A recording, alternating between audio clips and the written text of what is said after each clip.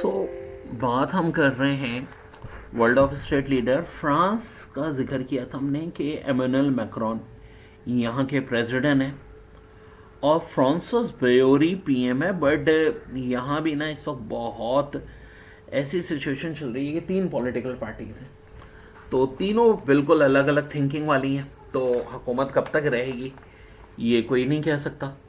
France का capital Paris है। एक छोटी सी कंट्री है एंडोरा, जो स्पेन और फ्रांस के दरमियान में आती है। पेरिस और इटली का शहर मिलान, इनको फैशन कैपिटल कहा जाता है वर्ल्ड का। ये बात इस्लाम के लिहाज से बहुत ज़्यादा इम्पॉर्टेंट है। इसके बाद गैबोन, इसके हवाले से कुछ ख़ास नहीं है। गैम्बिया, ये भी अफ्रीका की कंट्री है, इतना ज़्यादा इसके लिहाज से भी कुछ नहीं है। जॉर्जिया, ये है मैं रशिया से अलग होने वाली स्टेट में से एक जॉर्जिया है, जिसका कैपिटल तबिलिसी है। अब देखो, दुनिया में कुछ कंट्रीज हैं जहाँ बहुत लैंग्वेज बोली जाती है। इंडिया हो गया, पापुआ न्यू गिनी हो गया, जॉर्जिया हो गया। इनकी दो स्टेट्स ऐसी हैं, अब्बासाकिया, जो कि बेसिकली रशियन स्पीकिंग है और रशियन को अलग करा चुका है। देखें, एक पूरा कोसकस रीजन है जिनमें तीन कंट्रीज तो आज़ाद मुल्क बन चुकी हैं, अजरबैजान, आर्मीनिया और जॉर्जिया। अब्बासाकिया को भी रशिया मुल्क मानता है, बाकी दुनिया नहीं मानती। बाकी दुनिया उसे जॉर्जिया का पार्ट मानती है। ये हो गया साउथ कोसकस। नॉर्थ कोसकस, ये ग्रोजनी, ग्रोंसोदार, अस्तकरान, ये जो स्टेट्स हैं, 7 मुसलमान स्टेट, जिनमें मशहूर ज़माना कोकाफ। आज ये दो मुल्कों में स्प्लिट है, चीचनिया और दागिस्तान, और इन दोनों पे रशिया का कब्जा है। ये नॉर्दर्न कोसकस कहलाता है। तो ये जो रीजन है जॉर्जिया, साउदर्न कोसकस में, और इसका कैपिटल है तबिलिसी। तो ये बात यहाँ के लिहाज से बहुत ज़्यादा इम्पॉर्टेंट है। कॉन्फ्लिक्ट इनका भी रशिया से बहुत शदीद है। इसके बाद आता है जर्मनी। ठीक है, मतलब जर्मनी की वही अहमियत समझी जाती है जो पाकिस्तान में कराची की है। प्रेसिडेंट फ्रैंक वॉल्टर, जो इनके फॉरेन मिनिस्टर भी रहे हैं बहुत अरसे, और प्राइम मिनिस्टर की जगह जर्मनी और ऑस्ट्रिया, जो दोनों जर्मन स्पीकिंग हैं, चांसलर होता है ओलाफ स्कोल, जिन्हें बड़ा नरम दिल कहा जाता है। और जर्मनी में भी एक एक्सट्रीम राइट फैक्टर है जो इनकी जगह लेना चाह रहा है, क्योंकि ये बहुत लाइट है और ये बहुत पसंद करते हैं जो नॉन जर्मन्स आए हुए हैं वहाँ पे, एशियन अफ्रीकन्स को, तो उनको काफ़ी हेल्प आउट करते हैं। तो जिसकी वजह से जो एक वो एक्सट्रीम राइट विंग है वो इनके खिलाफ है। फिर गाना अफ्रीका की कंट्री है। नाना इनके प्रेसिडेंट है। अच्छा देखो, नाम में ना बस नाना याद रख लो इनके, क्योंकि बड़ा आसान है याद रखना। फिर ग्रीस की बात करें तो ग्रीस का कैपिटल एथेंस है। अच्छा, ग्रीस में भी जजीरे बहुत हैं, 6000 के करीब जजीरे, और इन जजीरों ने ना चारों तरफ से तुर्की को सराउंड किया हुआ है।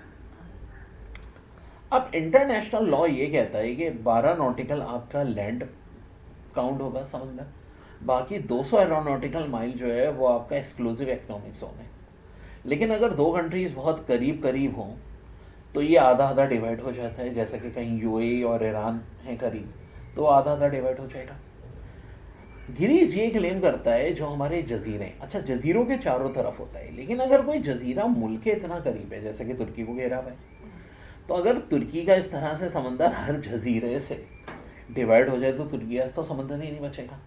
तो तुर्की इस इंटरनेशनल ट्रीटी को नहीं मानता। वो कहता है कि ठीक है भाई, जो एजियन सी है ग्रीस और तुर्की के दरमियान में, वो तो चलो हम मान लेंगे कि जी आज़ाद है, ऐसे तो हमारा कोई बचेगा नहीं। हाँ, यूनान के वो जजीरे जो तुर्की से दूर हैं, वहाँ भला वो अपना 200 एरोनॉटिकल माइल ले लें। तो ये एक बहुत बड़ा डिस्प्यूट है ग्रीस का तुर्की से। और एक और डिस्प्यूट है साइप्रस। साइप्रस पे ऑफ कोर्स जो है, साउदर्न साइप्रस जो है ग्रीक नस्ल के लोग हैं, और नॉर्दर्न साइप्रस तुर्किश लोग हैं। वैसे भी बहुत पुरानी राइवली है ग्रीक्स की और तुर्की की। फिर इसके बाद ग्रेनेडा आती है, वेस्ट इंडीज़ की कंट्री में से ही है। किंग चार्ल्स आज भी यहाँ के किंग हैं। गोटेमाला, इसका कैपिटल भी गोटेमाला है, बस ये याद रखने वाली बात है। गायनिया, ये भी इसके लिहाज से कोई इतना इम्पोर्टेंट नहीं है ना। गायनिया बसाओ इम्पोर्टेंट है, ज्ञाना ये इम्पोर्टेंट है। OIC का मेंबर। अमेरिका कॉन्टिनेंट की जो कंट्रीज ओआईसी की मेंबर हैं उनमें से एक गयाना है। प्रेसिडेंट में इनके इरफान अली जो कि एक मुसलमान हैं, मार्क फिलिप प्राइम मिनिस्टर हैं, ये आ जाता है इनका नाम भी, इरफान अली गयाना के प्रेसिडेंट।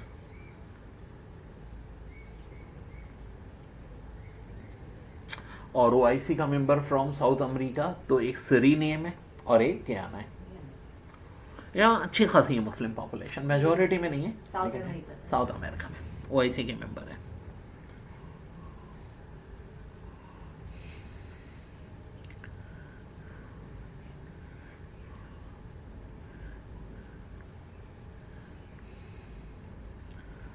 उसके बाद फिर आता है हेटी। हेटी अमेरिका की एक छोटी सी, नॉर्थ अमेरिका कॉन्टिनेंट में एक छोटी सी कंट्री है, बस अमेरिका कॉन्टिनेंट याद रखिएगा, कैरेबियन की। होंडुरस ये भी छोटा सा एक मुल्क है। इसके बाद आता है हंगरी। इसका कैपिटल नाम बड़ा अजीब सा है, बुडापेस्ट, लेकिन पेपर के लिहाज से बहुत ज़्यादा इम्पोर्टेंट है। इसके बाद आता है आइसलैंड। देखिए आइसलैंड इस कैनेडियन रीजन में, जिसका कैपिटल रेकजाविक है। ये वैसे तो यूरोप में है, लेकिन ऑफ कोर्स बाकी यूरोप से बहुत अवे है। एक आइसलैंड है ये बेसिकली, जो कि ग्रीनलैंड के बहुत करीब है।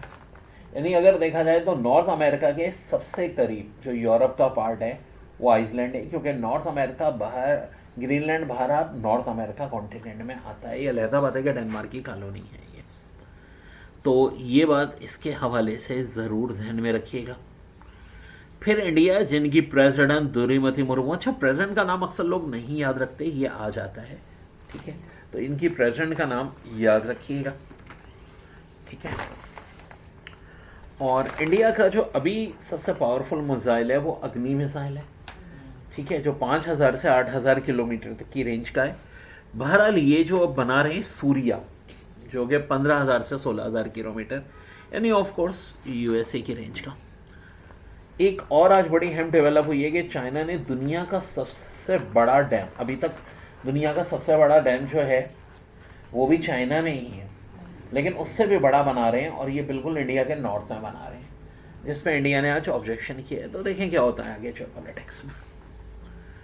फिर आता है जजीरों का मुल्क इंडोनेशिया, प्रापोवो सुबियांतो यहाँ के प्रेसिडेंट हैं। अब देखो कुछ कंट्रीज हैं, फिनलैंड वगैरह, स्वीडन, जहाँ लाखों जजीरे हैं, लेकिन वो आबाद नहीं है। आबाद और बड़े जजीरे सारे के सारे इंडोनेशिया में। अगर पॉपुलेशन वाइज दुनिया का सबसे बड़ा जजीरा देखें तो सुमाट्रा आता है। ऑफ कोर्स जावा जजीरा है बेसिकली वो, लेकिन उसका एक जो पार्ट सुमाट्रा भी आएगा, ठीक है। तो इसको इस हिसाब से याद रखिएगा, जावा जजीरा नंबर 1 पे पॉपुलेशन में, जावा। जकार्ता कैपिटल भी इनका ही है। 16 करोड़ पॉपुलेशन है। अच्छा, इससे अंदाज़ा कर लें कि दुनिया की 2% पॉपुलेशन, ठीक है, जिस जजीरे में है। अच्छा, एरिया वाइज सबसे बड़ा ग्रीनलैंड है। एरिया वाइज दूसरा बड़ा जजीरा है पापुआ न्यू गिनी। उसका भी जो साउदर्न ईस्टर्न पार्ट है वो पूरा का पूरा इंडोनेशिया का है। इंडोनेशिया एक ट्रांस कॉन्टिनेंटल कंट्री है, और इनका कैपिटल जकार्ता, और दूसरी कंट्री मैंने जिक्र किया था ईस्ट तिमोर, ठीक है, उनका कैपिटल दिल्ली। ये वो हैं जो इक्वेटर के साउथ में है, बाकी सारे कैपिटल नॉर्थ में। तो ये भी एक बड़ा अहम क्वेश्चन है। एरिया में से ग्रीनलैंड था जजीरा सबसे बड़ा नंबर 1 पे। नंबर 2 पे है न्यू गाइनिया। न्यू गाइनिया में आधा इंडोनेशिया है और आधा है पापुआ न्यू गाइनिया नामी मुल्क, ठीक है। तीसरा बड़ा जजीरा एरिया वाइज है बोर्नियो एंड हैमिल्टन। बोर्नियो भी कहते हैं इसको। यहाँ 3 मुल्क हैं, जिनमें एक तो ब्रुनाई है, दूसरा मलेशिया की 2 स्टेट हैं, तीसरा पार्ट है इंडोनेशिया। सबसे बड़ा पार्ट इंडोनेशिया, और जो इंडोनेशिया का रिच होना, इकोनॉमी स्ट्रांग होना, वो भी बोर्नियो जजीरे पे। बोर्नियो में गोल्ड बहुत है, ब्रुनाई को भी यहाँ से बड़ा फ़ायदा होता है। मलेशिया के हालांकि जो 2 स्टेट्स हैं वो गैर आबाद हैं। एरिया ज़्यादा मलेशिया का, मलेशिया 2 पार्ट में डिवाइड है, एक पेनिनसुला मलेशिया जो बाकी एशिया से मिला हुआ है, बाकी बोर्नियो में। बोर्नियो वालों की आबादी कम है, लेकिन एरिया ज़्यादा है और गोल्ड यहाँ से बहुत निकलता है। तो मतलब अगर समझे दुनिया का सबसे अमीर जजीरा कोई पूछे ना तो बोर्नियो, ठीक है, एरिया वाइज 3rd है। अब और भी बड़े तगड़े जजीरे हैं। सुमाट्रा जजीरा है इंडोनेशिया में, सुलावेसी है जो बड़े बड़े जजीरे हैं जो वर्ल्ड मैप में बड़े प्रोमिनेंट दिखेंगे, मतलब कोई टॉप 20 में एरिया वाइज या पॉपुलेशन वाइज बहुत सारे जजीरे इंडोनेशिया के आते हैं, ठीक है। तो सबसे बड़ी जो आइसलैंड कंट्री है पॉपुलेशन वाइज वो ऑफ कोर्स इंडोनेशिया है, और दुनिया की दूसरी बड़ी कोस्ट लाइन आफ्टर कनाडा वो भी इंडोनेशिया है। तो लार्जेस्ट आर्किपेलागो इसी को कहते हैं इंडोनेशिया को, क्योंकि 7,500 में से 6,000 जजीरे आबाद हैं। और जो 20 फीट की छपकलियाँ हैं वो भी कहाँ मिलती हैं? इंडोनेशिया में मिलती हैं। और बड़ी तगड़ी कंट्री है, आर्मी के लिहाज से भी दुनिया की चंद स्ट्रॉन्ग कंट्रीज में से, इकनॉमी, इंडस्ट्री, G20 का मेंबर है।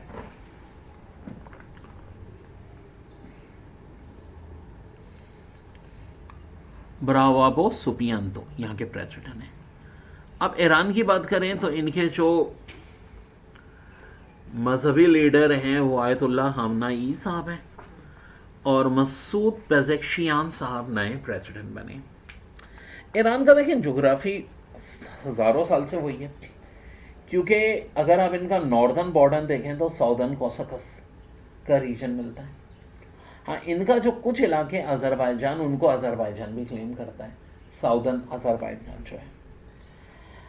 इसी तरह इराक़ और ईरान के दरमियान में भी शत्तुल अरब एक जो नहर निकलती है उस पर डिस्प्यूट रहा है। ईरान बहरहाल एक काफ़ी पावरफुल कंट्री हमेशा से रही है, कैस्पियन सी से भी मिलती है। पर्शियन गल्फ का सबसे इम्पोर्टेंट कंट्री ऑफ कोर्स ईरानी है पावर के लिहाज से भी।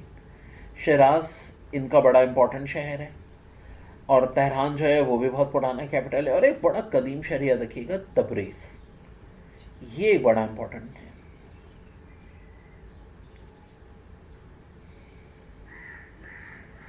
और ईरान की एक सी पोर्ट है बंदर अब्बास, ये बहुत इंपॉर्टेंट है क्योंकि यहां से पूरा गल्फ जो है ईरान कंट्रोल करता है। समंदर इनका पर्शियन गल्फ से भी लगता है और गल्फ ऑफ ओमान से भी लगता है।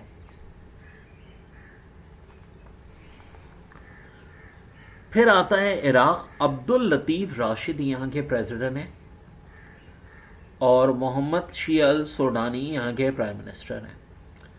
इराक एक अरब मेजॉरिटी कंट्री है, कैपिटल बगदाद है, ठीक है। और तिग्रीस और यूफ्रेट्स दुनिया के दो कदीम तरीन दरिया यहाँ से गुजरते हैं। तो दो कदीम दरियाओं की बात है। बगदाद पता है हिस्टोरिकल सिटी, बहुत सारी अलिफ लैला की कहानियाँ इसी पे। मोसल बड़ा इंपॉर्टेंट शहर है, किरकक बड़ा इंपॉर्टेंट शहर है, बसरा बड़ा इंपॉर्टेंट शहर है, ठीक है जी।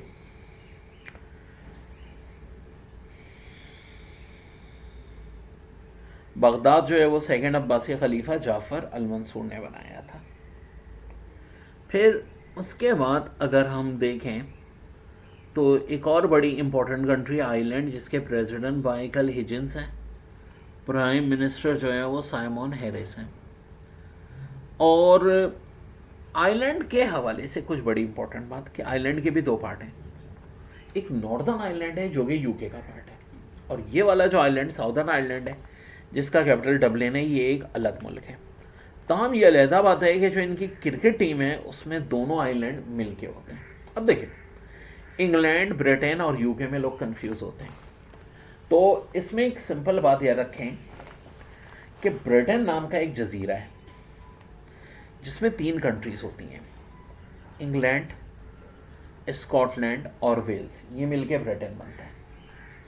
और ब्रिटेन और नॉर्दर्न आइलैंड को मिला लें तो फिर ये यूनाइटेड किंगडम बनता है।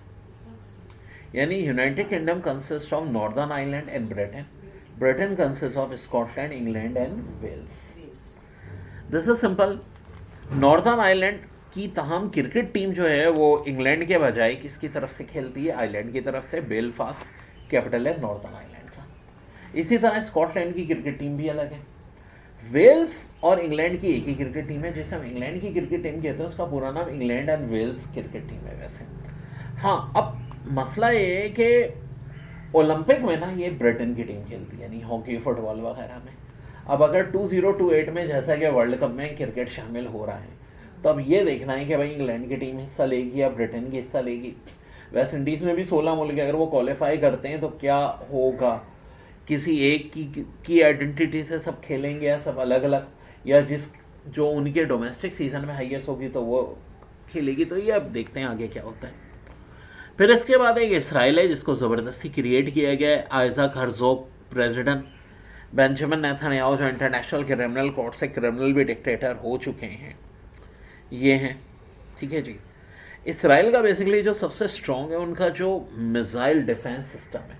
एक तो देखिए अटैकिंग होते हैं, उन्होंने अटैक का तो स्ट्रॉन्ग रखा ही है, डिफेंसिव दुनिया में किसी की इतनी लेयर्स नहीं है, 5-5 लेयर्स हैं। जैसे पाकिस्तान का अटैकिंग मिसाइल सिस्टम तो बहुत स्ट्रॉन्ग है, डिफेंसिव ऑफ कोर्स नहीं है। इसके बाद आता है इटली जिसके प्रेसिडेंट है सर्जियो, अच्छा इनकी पीएम का नाम बहुत आ रहा है, जॉर्जिया मेलोनी, ये बहुत इंपॉर्टेंट है। और लीडर ऑफ द यूरोप किसको करार दिया गया है? यस, 2024 की लीडर ऑफ द यूरोप करार दिया गया है जॉर्जिया मेलोनी को। She is brave like Margaret thatched.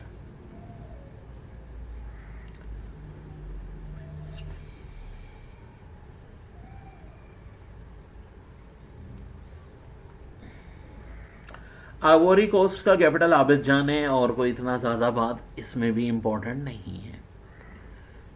इसके बाद हम आते हैं जमाइका, वेस्ट इंडीज़ की कंट्री है, किंगस्टन इसका कैपिटल है। अच्छा ये आ जाता है क्योंकि सबसे बड़ी कंट्री वेस्ट इंडीज़ की ऑफ कोर्स यही है। पैट्रिक हेलन इनके गवर्नर जनरल। देखो किंग तो जाहिर है ऑब्वियस सी बात है चार्ल्स चल रहे हैं, जहाँ किंग चार्ल्स होते हैं तो देखो वैसे वो अलग मुल्क होते हैं, लेकिन मोनार्ची बादशाह कहा जाता है बस नाम की हद तक। कनाडा, ऑस्ट्रेलिया, न्यूजीलैंड जैसे 3 बड़े मुल्क भी हैं, बाकी ज़्यादातर ये वेस्ट इंडीज़ की कंट्री है। जापान के शहनशाह नोरीहितो, अच्छा जापान वाहिद मुल्क है जहाँ अभी भी शहनशाह है, एम्पेरर, बाकी में बादशाह है। एम्पेरर के वर्ड के भरम होते हैं ना, एम्पेरर भाई शहनशाह, ये है बात। और प्राइम मिनिस्टर का नाम भी इंपॉर्टेंट है, शिकेरो हिशिबा, ये भी बड़ा इन दिनों न्यूज़ में रहा है, शिकोरो हिशिबा। शॉर्ट वीडियोज़ में इसी की बनाता हूँ डेली, तो उसमें सब मैं इंपॉर्टेंट डेली के ना रोज़ाना क्या डालता हूँ, आज भी बहुत सारे डालें। अब्दुल्ला II किंग कहाँ के हैं भाई? जॉर्डन के किंग हैं। और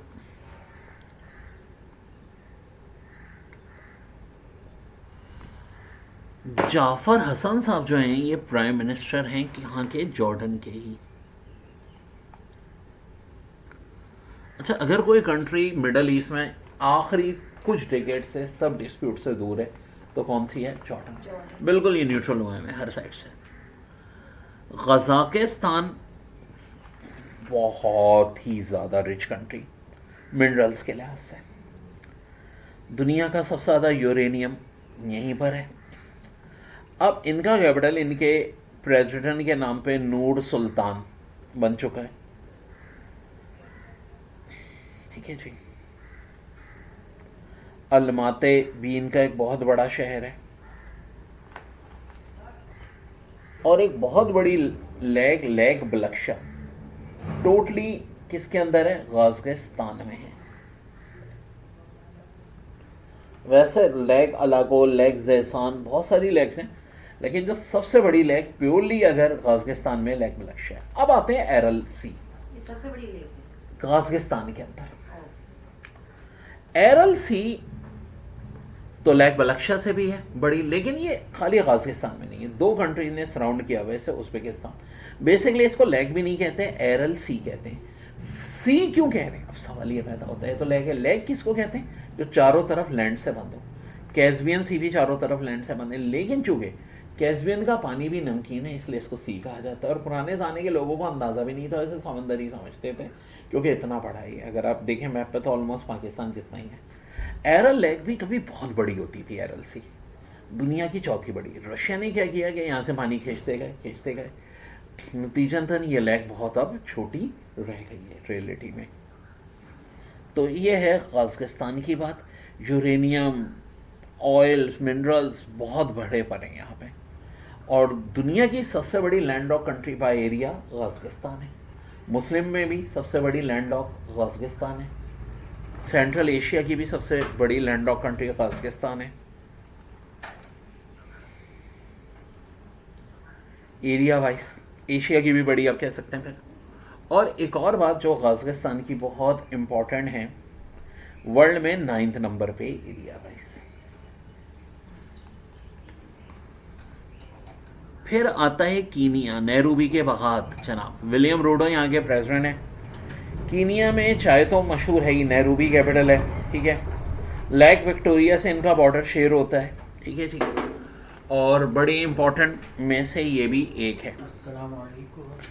अब इसके बाद अगर हम बात करें तो एक और बड़ा इंपॉर्टेंट कंट्री है गिरिपति। अब देखो गिरिपति की लोकेशन सबसे यूनिक है, इस पर सवाल बहुत आता है। वो वाहिद कंट्री जो चारों हेमिस्फीयर में आती है, नॉर्दर्न, साउदर्न, ईस्टर्न, वेस्टर्न। छोटा सा मुल्क है लेकिन इसकी लोकेशन इतनी आइडियल है कि चारों हेमिस्फीयर में आता है। बड़ी बड़ी कंट्रीज जो है ज़्यादा 1 या 2 हेमिस्फीयर में आती है, ये चारों में आता है। तो ये है गिरिपति, ठीक है जी। तवारा इनका कैपिटल है। वैसे गिरिपति कंट्री इंपॉर्टेंट है ना, बहुत पूछते हैं। चलिए कहाँ पर है गिरिपति? वो पैसिफिक ओशन में। इसके बाद कुवैत, जिसके बेसिकली जो अमीर हैं जाबरत सबा, ज़्यादातर अमीरों के नाम इनके सबा फैमिली ही की बेसिकली हुकूमत है, चल रही है। और कैपिटल भी कुवैत सिटी है। पर्शियन गल्फ से ये कनेक्ट है। बॉर्डर इनका इराक़, सऊदी अरब से मिलता है। इसके बाद है किर्गिस्तान। अब ये भी बड़ी ऑयल रिच कंट्री है, ये छोटा काज़ाकिस्तान कह सकते हैं, ऑलमोस्ट कल्चर वगैरह सब सेम है, ठीक है। दोनों के से ही शुरू होते हैं। बिश्कक इनका कैपिटल है, ठीक है जी, जहन में रखिएगा। और यहाँ एक लेक है हिस्से गुल, ये बहुत सॉल्ट डिश है। दुनिया में बहुत सारे सॉल्ट डिश लेक हैं, बट मोस्ट सॉल्टियस्ट लेक में से अगर शुमार करो तो इजी गुल का आता है। वैसे तो इससे ज़्यादा सिर्फ एक ही है, वो डेड सी है, जो कि जॉर्डन और इसराइल के दरमियान में।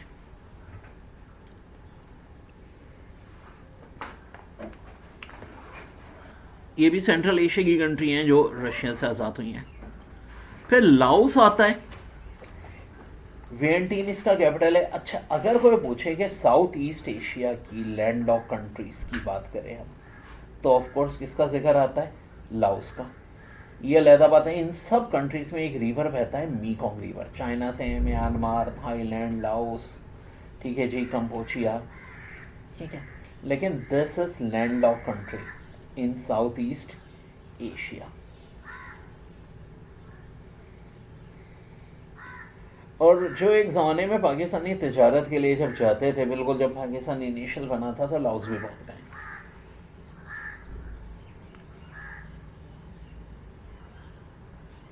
फिर है लेटविया, बाल्टिक स्टेट की कंट्रीज में से एक, जिसका कैपिटल है रीगा, ठीक है। फिर है लबनान का भी, मतलब अगर आप देखो ना तो इसको स्विट्जरलैंड ऑफ मिडल ईस्ट भी कहा जाता था। आजकल प्रेसिडेंट कोई नहीं है, ज़ाहिर है वो क्रिश्चियंस होंगे और वो इलेक्शन से आएंगे। काफ़ी अब मामला सेटल हो गए हैं जब से इन्होंने आपस में सब ग्रुप्स ने एक किया अपने आप को। प्राइम मिनिस्टर कौन है? नजीब मिकाती साहब, ठीक है, यहाँ पर है। तो ये लबनान के हवाले से बड़ी इंपॉर्टेंट बात। बैरूत इनका कैपिटल है और काफ़ी खूबसूरत मुल्क हुआ करता था इसराइली बमबारी से पहले दुनिया का ये। फिर इसके बाद लेसोतो नामी कंट्री, जिसके किंग का नाम है लेट्सी III। अब लेसोतो ये भी ना बहुत है में मैप के लिहाज से।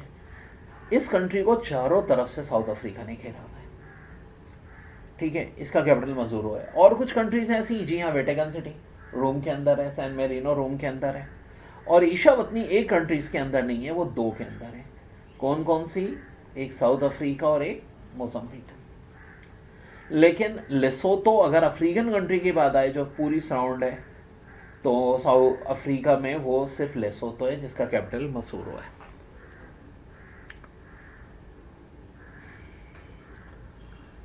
लाइबेरिया एक अफ्रीकन कंट्री, जिसके प्रेसिडेंट जोसेफ साहब हैं। लीबिया ये बड़ा अहम मुल्क है। कर्नल गद्दाफी के नाम से कौन वाकिफ नहीं है?